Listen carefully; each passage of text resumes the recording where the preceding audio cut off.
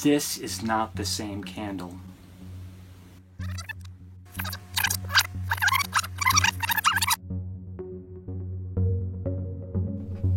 So if you saw my last episode, you would know that I spoke about this candle in length. This is going to be Yankee Candle's 2017 release of Peeps, formerly known as Marshmallow Chicks. And before my analysis, I was very curious to see if Yankee Candle was in any way going to reformulate this recipe based on all of the other cosmetic changes made to this. But I was told time and time again that there were to be no changes made. But then after my analysis, I became more curious. I became more skeptical. A lot of you reached out to me. I reached out to you. I reached out to numerous Yankee Candle associates, both in person and over the phone, and then suddenly, I started to get some mixed opinions. So you know what this means. If you know me, I have to get to the bottom of this, figure out what's going on.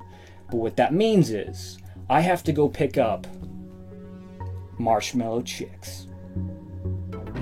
Now, I've always been a little bit confused regarding the Peep or the Peeps. I mean, are these treats that people really do like to snack on, or are they just part of the holiday tradition to have Peeps around the house? I mean, I think I have had one before, and if I'm not mistaken, it's just a marshmallow coated in granulated sugar with food dye. But I think I need to buy some Peeps. Have you seen these? They're called Peeps Delights, dipped in decadent cream-flavored fudge. That's intense. So before we go to Yankee Candle, there is one stop I'd like to make. You know what it is?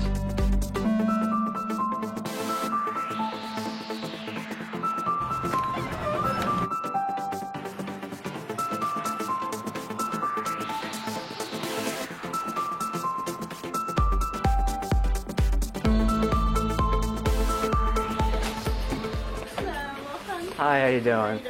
For credit. Did you call earlier? I did. Okay, perfect.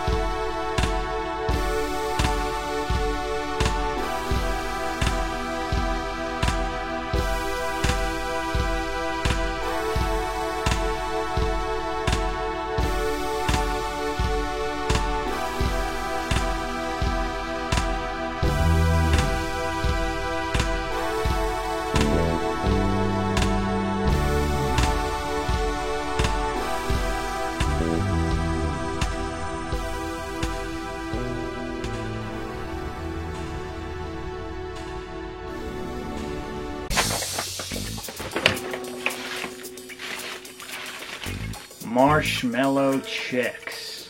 Alright. Marshmallow Chicks and Peeps side by side. Now here's one important thing I just want to quickly mention. When I went to the outlet, I totally thought I was going to find like a 2014, 15, 16 pour of Marshmallow Chicks. And to my surprise, this is a 2017 pour. So what does that mean? I mean, does that mean that they're still making Marshmallow Chicks strictly for the outlets? Anybody work for Yankee Candle who could fill me in here? Anthony, perhaps? This was made in 2017, this was made in 2017. What's going on with these two candles? Is this exclusive to the outlet? But maybe that's a good thing, because these were both created probably days apart, so I guess this will make for a better side-by-side analysis. So I will recap on Peeps, but if you want to see my full in-depth analysis, make sure you check out the description below. I'll link up my previous video. What do we come to expect when we smell a marshmallow Peep? Marshmallow, right? Marshmallow, check. Granulated sugar, check. Here's the thing though, this candle is going to be turned up to the max. The volume is ultra high because of the addition of buttercream and vanilla. This is a super savory candle. And when I did my analysis, I was a little bit thrown off because I just didn't remember this candle having that kind of savoriness. I haven't smelled this candle in a very long time. Let's see what's happening here. This is not the same candle.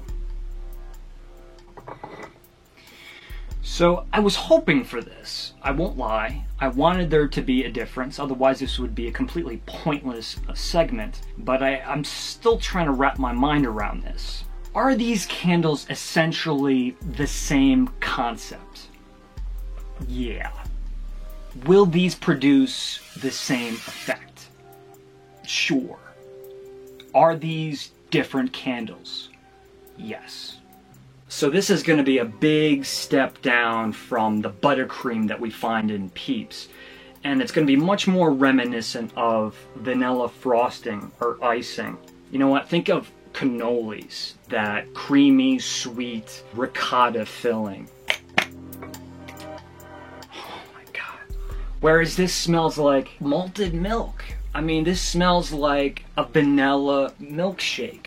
Imagine if they made vanilla Yoo-hoo. Do they make vanilla Yoo-hoo? I'm not sure if they do. If they do, or if they did, that's what this smells like. It's like a melted, malted vanilla shake. There's a tart, tangy quality happening here, like if you mashed up Smarties candies and sprinkled it on top of this candle, or on the Peeps, I guess. So interestingly, I'm getting a lemon cake note here. Why is that interesting? Because I'm not getting it here. But if you remember in my last video, when I melted this wax, I was picking up on a lemon loaf, lemon pound cake aroma. And there's definitely no lemon here. So I'm not getting the lemon cold here, but bam, it's right there. This I love. I'm getting like a Maillard reaction thing here.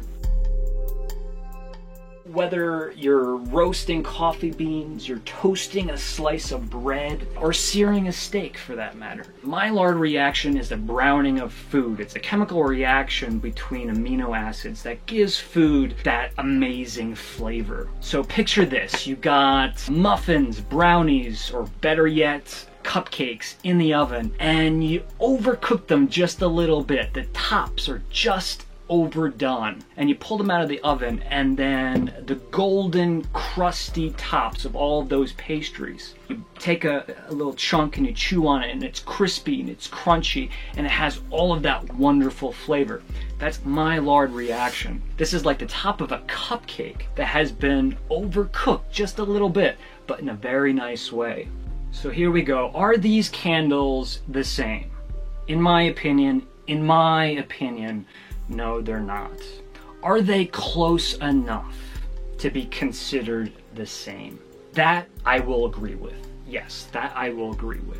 The one major thing I do still want to say, when you smell Peeps, this is a solid medium intensity candle. Now, smelling it cold, this has nothing to do with burning it. Whereas this guy is going to probably fall more in that category of a low plus intensity. Nothing wrong with that, but this does seem to have a little bit more power to it, a little bit more intensity, and no question that intensity is because of that buttercream bombacity that is in this Peeps candle. So very interesting. You know, if you are a Yankee Candle collector, maybe you do want to have both of these. So Marshmallow Chicks versus Peeps candles from Yankee Candle. Very fun, very intriguing. I would love to hear your guys' opinion on this. If you have these, if you burn these, if you have opinion, especially if it's contrary to what I'm saying, I want to hear from you. So please leave that in the comments below. So that should do it, right? That should end this episode. Actually, no. I have 2 more candles. So if you want to hang out for a little extra time, let me go grab them. So while I was picking up Marshmallow Chicks, I was also looking for several other Easter candles. Didn't find everything I was looking for, but I did find this one. Chocolate Bunnies. Now what's fun about this is that I've never actually burned this candle. I smelled it. I smelled it several years back, but I've never owned this candle. I've never burned this candle. This is also a 2017, so this is still in production. I really can't remember at all what this smelled like. I mean, I'm guessing it's gonna be a big fudgy chocolate candle. Here we go.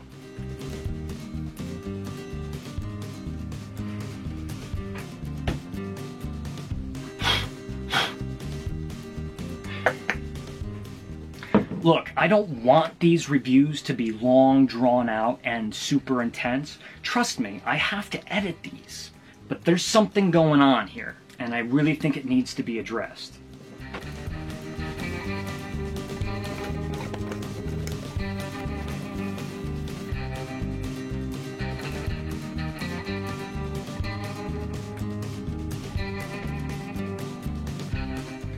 Hi Kelly, I was wondering if you had chocolate bunnies in stock? Great, great. I have a strange request. I'm getting a strange note on mine, and I was just wondering if there was something wrong with my candle or if it's just a part of the candle's fragrance. Yeah, like really rich chocolate. I was thinking like Hershey's syrup and even like straight up Hershey's chocolate, like Hershey Kisses. yeah, I like that. Chocolate milk, I like it. But, you know, if you could just smell it real quick, I'm going to list off a couple of words. Tell me if this, you know, if anything comes to mind or if I'm going nuts. Fertilizer, sour cream, Greek yogurt, warm milk. Yeah, right? I mean, it's not a bad thing. It's not. It's just interesting. I just wanted to make sure that there was, like I said, I didn't have like an off candle. I got all of the time in the world. Fragrance notes. Just a second. Okay. Chocolate truffle orange rind.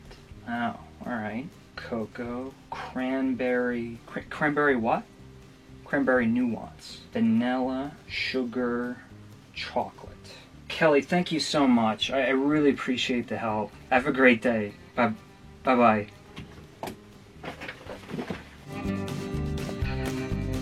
Alright, so like you heard me say to Kelly, this really does smell like you just had like Hershey Kisses in your hand for like 20 minutes and just let them melt. Melted Hershey's chocolate. Definitely Hershey's syrup's coming to mind as well, which also provokes the Swiss Miss powdered hot cocoa, steamed milk. But as you also heard me say, there's a little bit of sourness happening here. This is a 2017. Kelly's was a 2017. You heard me say fertilizer. And I was kind of being kind. There's a little bit of funk here, like topsoil funk. So there's that, but then there's a distinct sour dairy lactic acid. I said sour cream, warm milk, and Greek yogurt. But what I didn't pick up on, and then when she read off the fragrance notes, I mean, they were pretty basic, right? The cranberry nuance is what really struck a chord with me. I don't smell cranberry nuance. When I think of cranberry and chocolate, I think about like chocolate fruit nut bars, and that's not what I smell. For me, the way I'm experiencing this candle is a very weird contrast. If you're chewing on a piece of Wrigley's Spearmint gum and you spit it out, and then someone gives you a nice piece of milk chocolate, and you're like, oh yeah, and you throw that in your mouth and you eat that. Bam, you have that spearmint and the chocolate. It creates that mint chocolate flavor, and you're like, wow, that's a really pleasant contrast of flavors. However, take another contrast. You wake up in the morning and you go to the refrigerator, you pour yourself a little glass of orange juice, you take a sip, you sit down to have a bowl of cereal and you take a bite, and with that first drop of milk that touches your tongue, you have that contrast of citric acid and lactic acid, that being the milk. It's just a weird flavor, a weird contrast. It just doesn't work. You know, orange juice and milk is not a great thing. And to me, I feel like if there's cranberry, or at least if that's what they're calling it, that's what's happening here. I'm getting a weird sour contrast.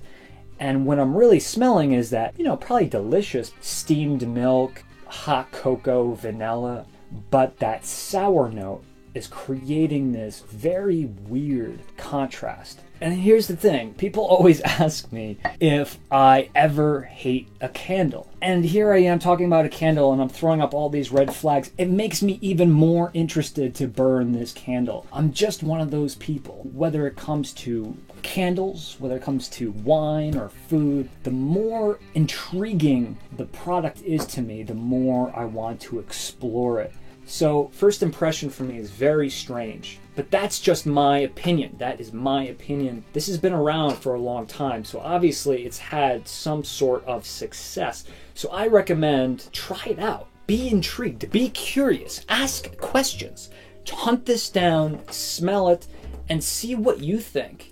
And if you've burned it, please contribute. Help me out. Throw some comments down below. Help flesh out this conversation. I have one more candle, I do, but you're going to notice the camera angles are going to change, my wardrobe is going to change, my hair is probably going to change. I actually had to cut this segment out from my last video. I had it already filmed and edited, I didn't want to throw it in the trash, so I'm going to tack it on right now. This was me 5 days ago. Enjoy.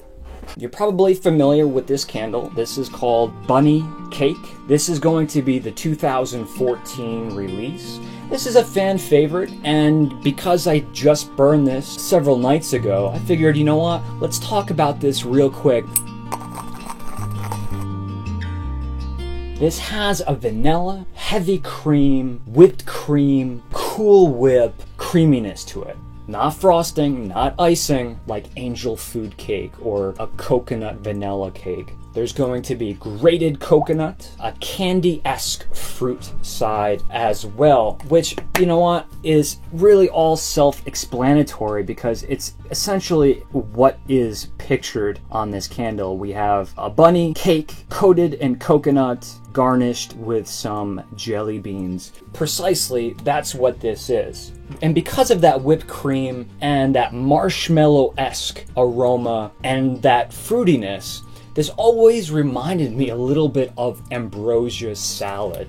And if you don't like ambrosia salad, don't let that turn you off, because this does smell very much like a cake. What I always thought was interesting about this candle and other cake concepts is that when you burn this candle, of course you're going to smell the volatilized fragrance oils, but you are going to get a little bit of that volatilized wax and the burning of the wick, which creates the effect. It's like you have a cake in the house with candles burning, waiting to be blown out.